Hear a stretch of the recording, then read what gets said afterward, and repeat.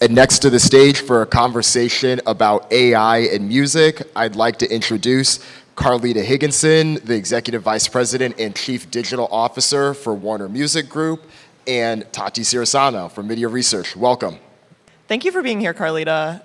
This is awesome. I think if I'm right in my calculations, it's been almost exactly a year, that you've been in your new post. That's right. Coming from a long career at YouTube. I think it's never a dull moment in the music industry, but I feel like you joined at a particularly interesting time at Warner, or just for the music industry as someone in your position, where everyone was still kind of reeling from this feeling of what is AI going to do to our business. So I'd really just be curious, first of all, to hear how's your first year been? And congratulations. Thank you. And thank you for having me. This is such an incredible summit that's going on. Thank you, Dan, for all of this. It's been a very interesting time. The first year has been, frankly, I feel like an incredible one. There are a lot of things that we're thinking about as I think about sort of the job in that first year and what the priorities have been. I think first and foremost, it's, my position is about driving revenue for the company. And so, I think a lot and spend a lot of time on how do we think about our strategic approach for the next 10 years, and what are we thinking about in terms of optimizing revenue and our deal performance, and how do our models need to evolve in this world where streaming is evolving and monetization is evolving. And so optimizing performance of our existing deals, as well as thinking about new deals and new opportunities in the space, which include AI as sort of another place where there's been a lot of evolution. So certainly AI as another one of the priorities, and something that's been, I've spent a lot of time on during this first year as we think about both the litigation aspect, the regulatory aspect, and the commercial opportunities that are within that AI space. And so thinking about all of these things holistically, existing business, incremental business, evolving our business models has been what's kept me very busy in this first year. No, I'm sure. And I know too that your role is a little bit different from how it would function at a different company, and also generally to tell us about how it's different from the same role at other companies. Sure. So the way that my role is structured, which is unique, I don't know that there is any other music company that's sort of set up like this, certainly not the other majors, where I am going across our artist side of the business as well as our songwriter side of the business, as well as our global partnership, our global commercial partnerships.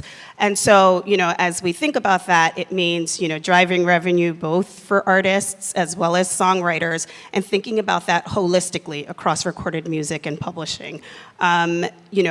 The way that we think about it from a Warner perspective is there's so much opportunity when you think about things holistically to figure out, how do you want to leverage the sort of opportunities that we have as a whole in terms of our company. Having come over from YouTube, both Robert and I understand that, you need both sets of rights. The service providers need both sets of rights to make the music content available. Publishing has an enormous reach with respect to where all of the different content that it touches.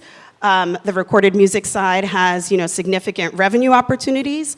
And so when we're facing and going into these negotiations, having the ability to think about it very holistically, and really think about what are the opportunities to come together and approach the streaming services. It has been, a great sort of place and opportunity for us to have, which is something that's unique, because in most places, the sort of publishing side of the business and the recorded music side of the business, from a digital perspective in terms of the deals and the licensing framework, tend to be almost like church and state, where they're not speaking to each other. It makes it harder to make the sorts of deals happen that you're looking at in the emerging tech. Sure. And there's just like a missed opportunity for really thinking about how do you bring your full leverage as a company to the table in those negotiations.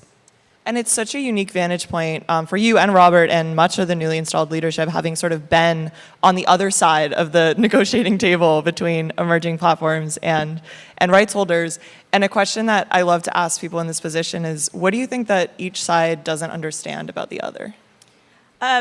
So it's interesting. I would say that, one of the things that we are acutely aware of, having been on the other side for, quite some time, is that the incentives that are in the deal matter, right? And the DSPs, the digital service providers, particularly now, are really concerned about margin. And how do they improve their own margins? What does this look like? And so thinking about it in a way where we're thinking not only how do we grow our business, but how do we ensure that entity is growing their business, but not at the expense of music. If they are not incentivized to grow it in a way that's going to, help the entire pie, then we're not really going to grow. And we're seeing changes in the industry, right? We're seeing changes in terms of content that isn't music content. How do we ensure that there is continued growth in music? From a pricing perspective, what are the right ways that we structure the deal that incentivizes them to increase pricing and think about our models differently? How do we think about the royalty pool? And so having had that background from a YouTube perspective and understanding some of the pressures that they're having, as one example, and Meta is very different, and Spotify is very different, and TikTok can be very different, but there is certain commonality there. And so, the importance of having that conversation, collaborating early and often, I think is something that sometimes has been, missed in the industry. 100%, and especially what you said about incentives, because I think so one of the elements of this that's coming up with AI, but comes up every time that there's new technology, is this forgiveness versus permission debacle, where there's often new platforms that ask for forgiveness rather than permission when building new platforms that may encroach on rights, and obviously they should be asking permission, but we also know that the system isn't necessarily well set up for that. There's platforms that say, well, if I don't do this, someone else will do it and beat me to it, or we need the music to get the users, but we need the users to pay for the music. So it sort of feels like the whole system isn't really working. So I'm curious, how do you alluded to it a little bit there with the early collaboration. How do you think we can foster more of that, more collaboration between these two sides instead of being at odds? Sure. So I think, the way that we approach it is very much we need to protect, right? We need to protect our Warner artists. We need to protect how they're, what the structure looks like. But there is also a tremendous opportunity here.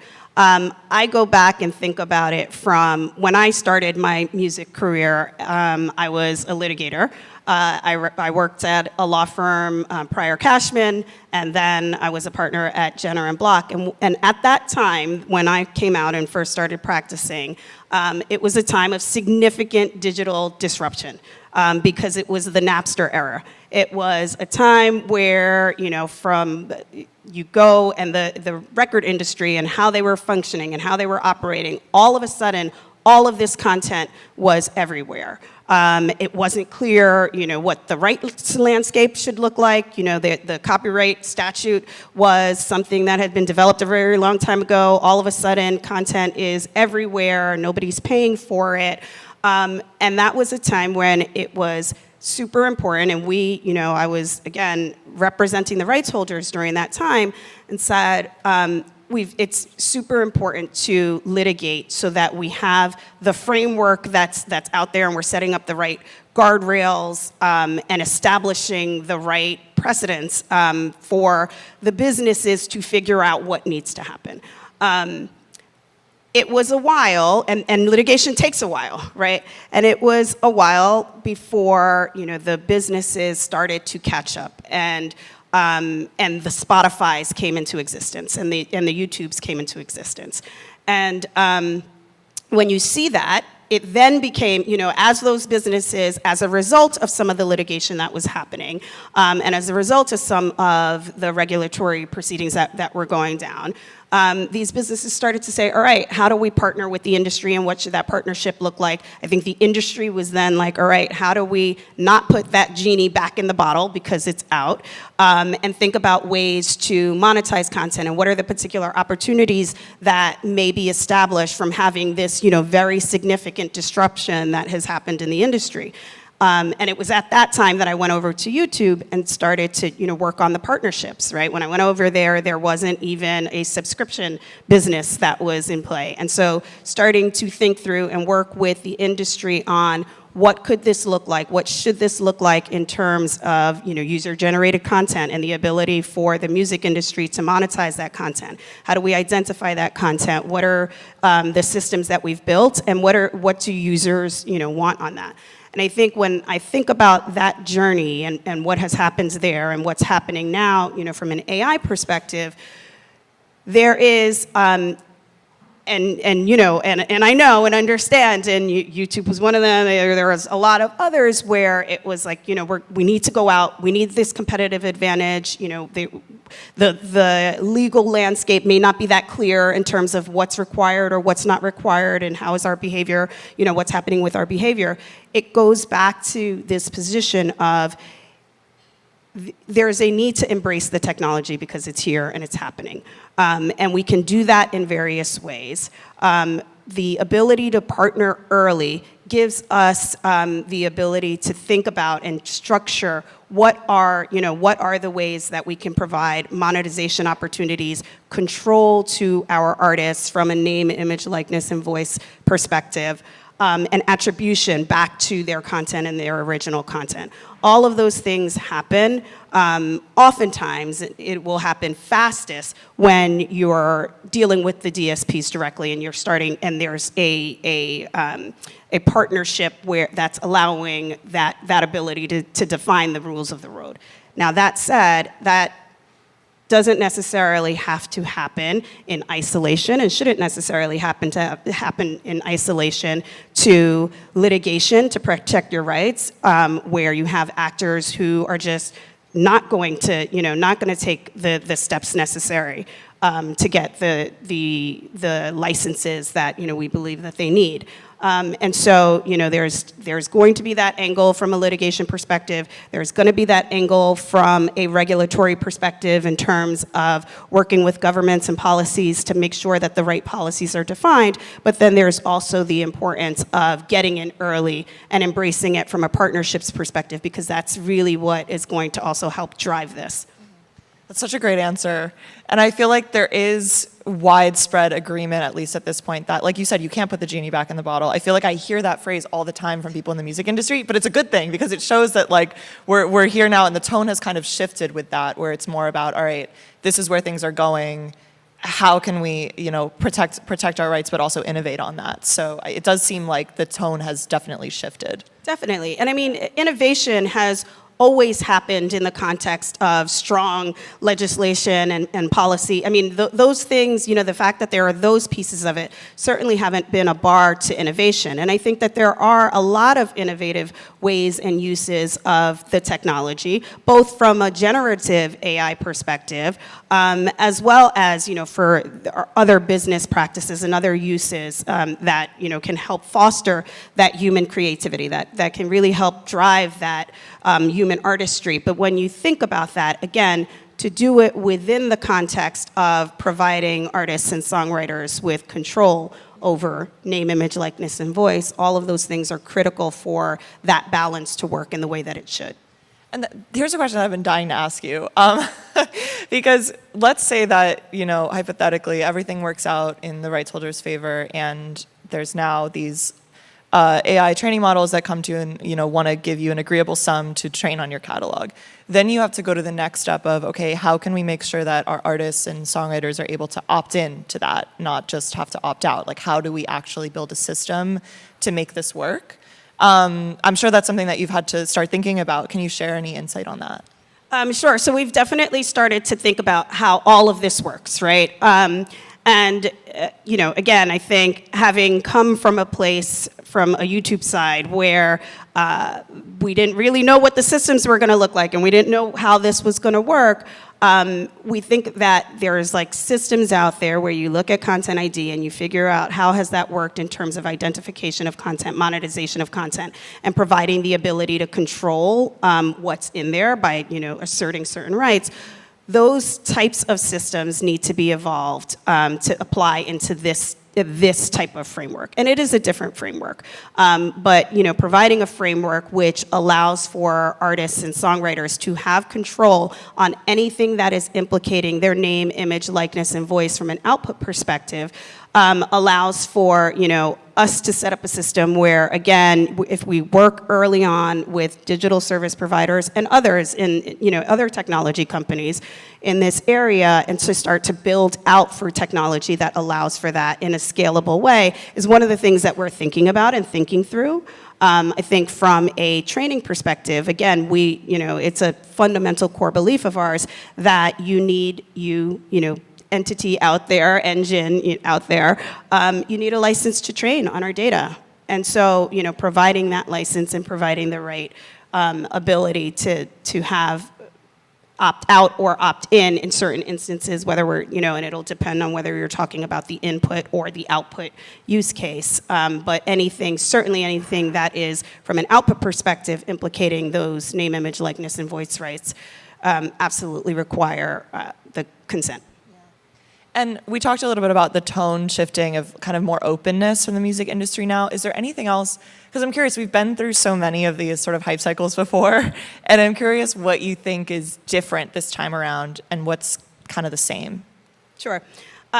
So yes, I mean, and I think is this a hype cycle? Maybe it's a hype cycle. And I don't mean to label it as that. I look at the hype around it. There's is at a certainly peak right now. it's at a peak, right? I mean, OpenAI, I don't know, based on their last round of funding, it was something like $157 billion as their valuation. There is a lot of investment that's going into this space. I think one of the things that's different about this is we're approaching this, and what's happening is, we're approaching this early on, right? Early on in terms of thinking about negotiations and thinking about approach. I think when you think about AI generally, there are lots of different use cases and applications with respect to AI.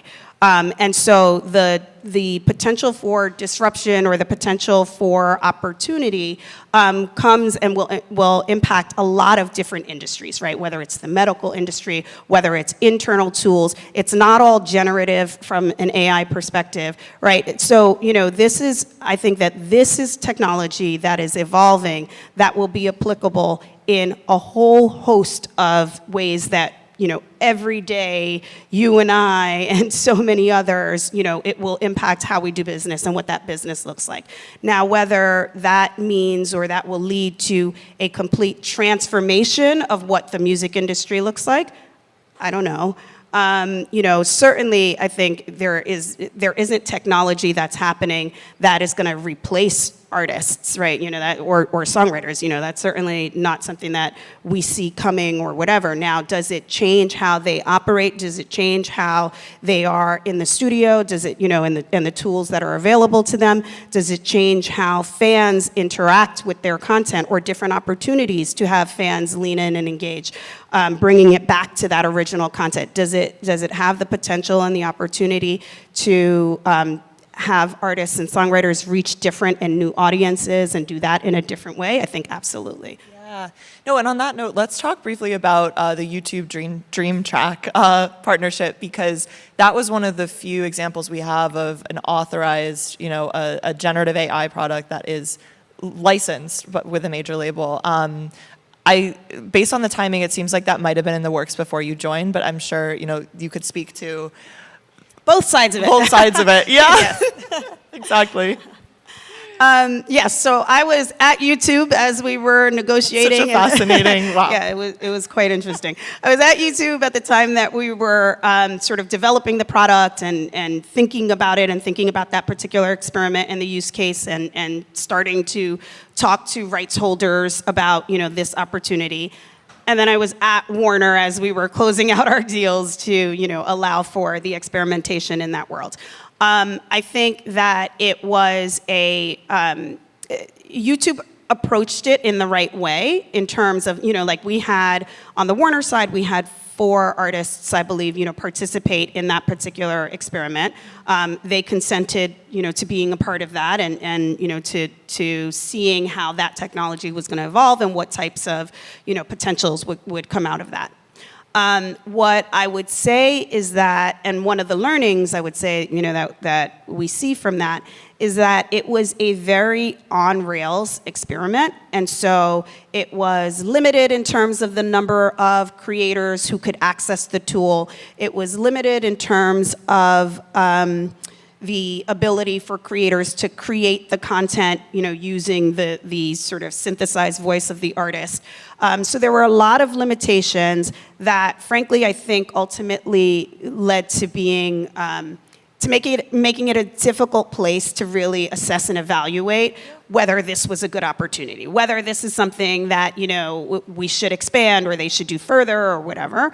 And so I think one of the learnings on something like that is we've got to strike the right balance on, going out small, but then figuring out how do we allow for a bit more flexibility and a larger scale operation to really be able to analyze, the findings and whether or not this is the thing that artists, songwriters, or users really want.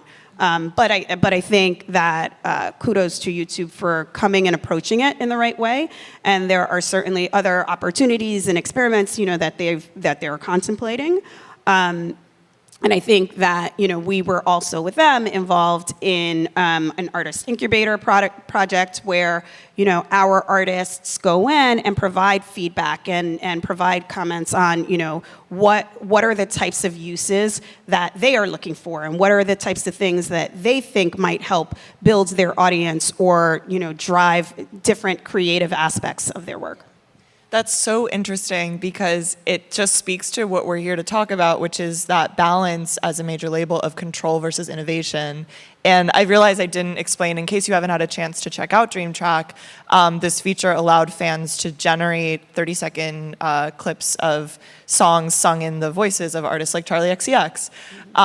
And so it was just 30 seconds, so you have that element of control, but then how do you know that then if, how do you actually evaluate whether this was successful or not if fans don't have the full ability? So it is very, that's a perfect example of that balance we're trying to talk about.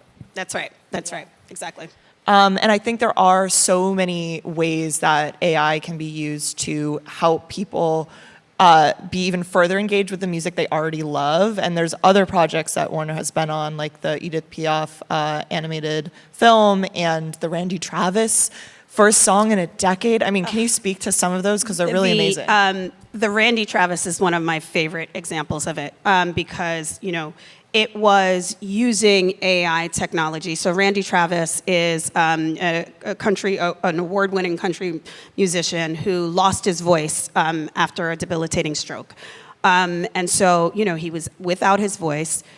He used AI technology to be able to recreate his voice. He brought in the producers from previous albums to work with him on this and create new content. And if you see the video of him listening to it for the first time, this ability to create new content in his own voice that was lost through this tragic, tragic event that happened in his life, it was incredible, right? It's incredible to see and to think about the power of AI to foster that further creativity.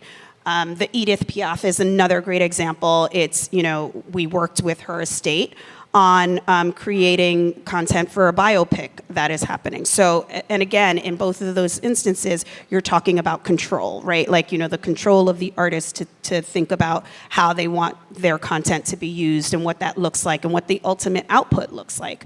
There are going to be a ton of additional, so many more than we could even sit here today and think about and articulate, but other uses like that, right? Think about the ability for an artist, for example, to go tour in whatever country, and let's say they go to France and they go tour in France, and for their voice to come out and be singing, a song in French, right, and tap into an audience that way, or for a user who is wherever to tap in and allow for, that artist to consume that artist's music in their native language. Those are some, opportunities when you think about, the ability for the technology to be used to enhance that creativity. And I'm curious, are these projects coming from, are the artists coming to you and saying, we want to do this? Is it Warner push? I guess it's a combination of It's a combination. both. It's a combination of where the technology is going and how it's evolving. And so, those will be the platforms and the AI engines themselves that are coming to us and saying, here are some opportunities. They are a result of us talking to our artists and songwriters about, what are the types of things that you're looking for.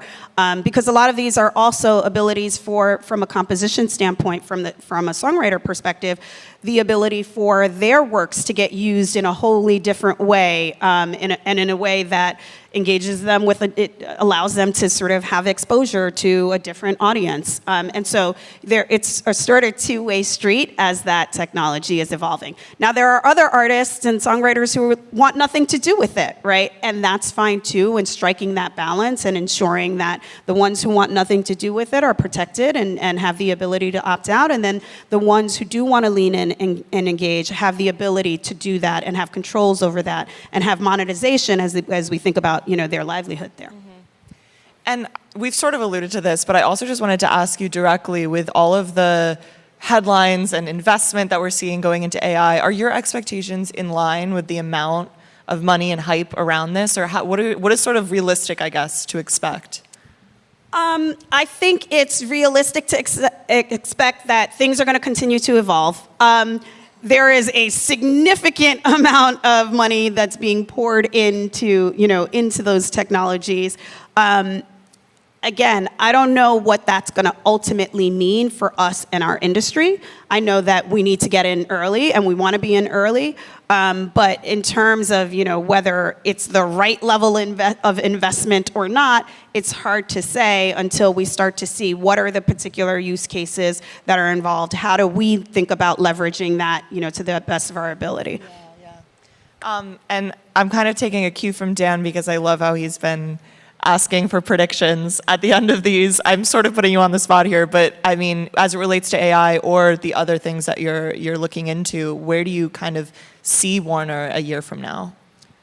So, I mean, I think that when I see the business and I see where we are from a music industry perspective, particularly from the seat that I am in, which is, about driving revenue for the company, I think that there is a significant amount of continued potential from a streaming perspective. Streaming continues to drive a significant amount of revenue, but we are at the point where our models need to evolve, and we need to rethink, what that's looking like. And if we don't rethink what that's looking like, along with our partners, to structure things in a way that incentivizes further pricing optimization and growth, we would get left behind, and we don't want that. And I think that there is lots of ways for this to be rebalanced in a way where we're continuing to grow and looking at the markets.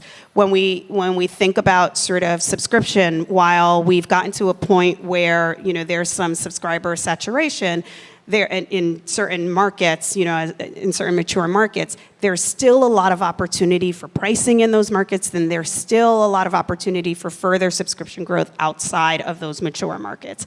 And so, when I think about like predictions for the future, I think it's an evolution of our models from a music industry, certainly from a Warner specific perspective, the evolution of our royalty models, because I think we're going to continue to see all of this content, right? We talk about all of this AI content, and one of the things that's unique about it is the fact that you can create so much content. So much content can come in and flood the market. Again, unlicensed content, right, that could come in, and how do we think about that, and what should we be doing to protect against dilution as we think about the industry? And so I think that evolution of what the economics and the structure looks like for the market over the next year is going to be, you know, the area where there's going to be the most change.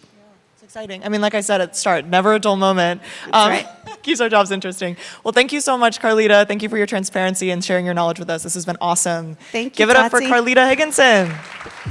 Thank you.